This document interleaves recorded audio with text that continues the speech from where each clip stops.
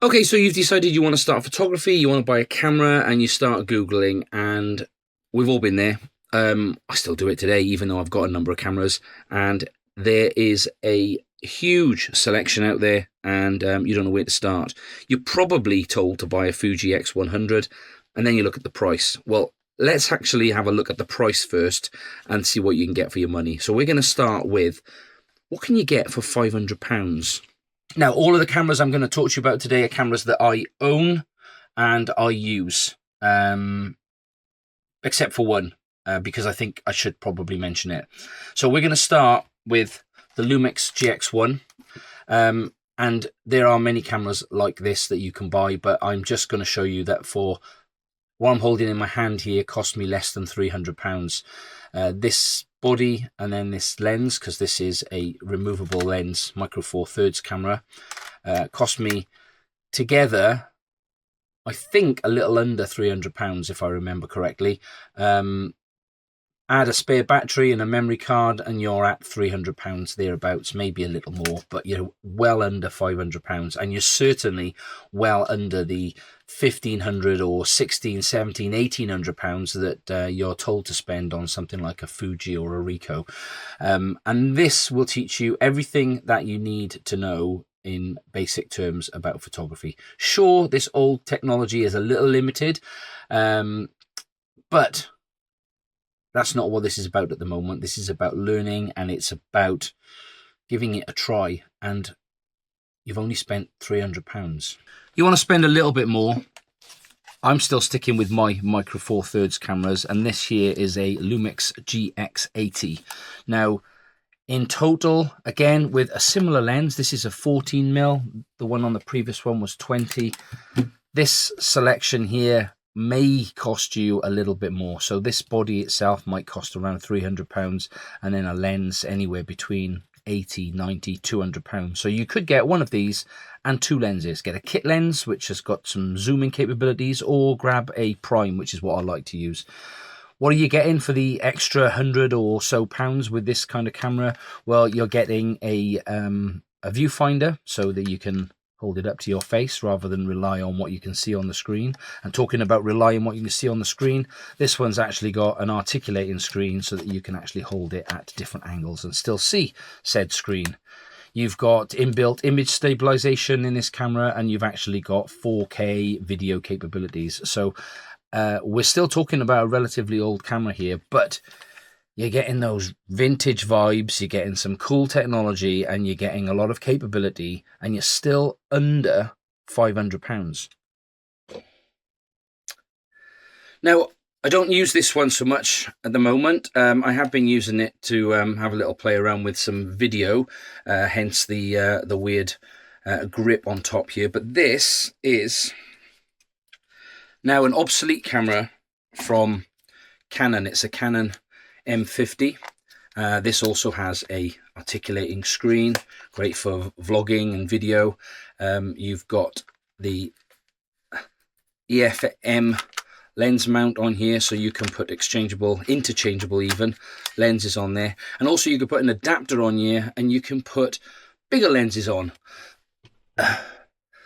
just as a beast like this. So you've got a system that you can expand.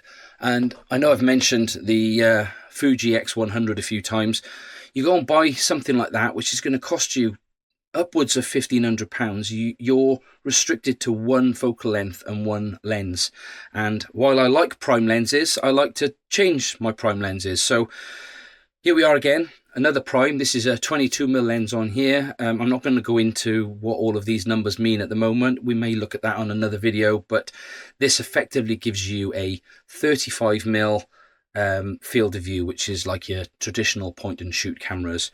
Now, a camera like this, again, you're looking at less than £500 for the lens and the body, and there are a lot of these around, and really capable, really good camera, nice colours, nice fast shutter, and great camera to start with today. Absolutely recommend. EOS M50 from Canon. I've got 1, 2, 3, 4. I've got 4 lenses that I can put on this, as well as weird video attachments. But talking of video, This is a great camera to use if you want to do YouTube as well. So, you know, you can put external microphones on here. You can set this up and actually do some great video. Excellent, excellent camera for the money. Now let's talk about something that's very popular these days, and that's something like this. This is the Insta360 Ace Pro 2, and this is in the Explorer grip, as it's called. And this camera, today, I think you can buy these for under £400 today. So if you want to bump up to your £500 budget, you can grab a couple of extra mounts or attachments and stuff that you can go with this. So for instance, maybe like a little tripod, or I'm filming here on a little grip. You know, there's lots of different ways you can mount these cameras, but a camera like this is a nice rugged action camera, but has some really cool photography capabilities. Now you can get them in these little grips, so you can use it like a traditional camera rather than just like the little square traditional is that the right word, action camera. Great. Super wide angle. You can now get different lenses for these as well. They're a little bit more expensive, but still under £500. An absolutely superb camera for video, and increasingly for photography with all the attachments and capabilities. And let's not forget that Leica co-op sort of lens that's in here. Co-op? Co-developed, I think that's the word. So that's 1, 2, 3. That's 4 cameras that I have that you can buy for under £500 and get into photography today. On top of that, there are a multitude. There are many, many point and shoot cameras out there. These will get you by in a pinch, and you can pick them up for 40, 50, £100. It's not what I'd recommend today, but if you want to go out and take photos with a camera rather than with your phone, then give a little point and shoot a try as well. Right, I did say there was one camera that I was going to mention that I don't have, but I think it's definitely worth considering, and that is an old Sony. So the Sony Alpha range is quite old now. You can get products that have been around for quite a number of years.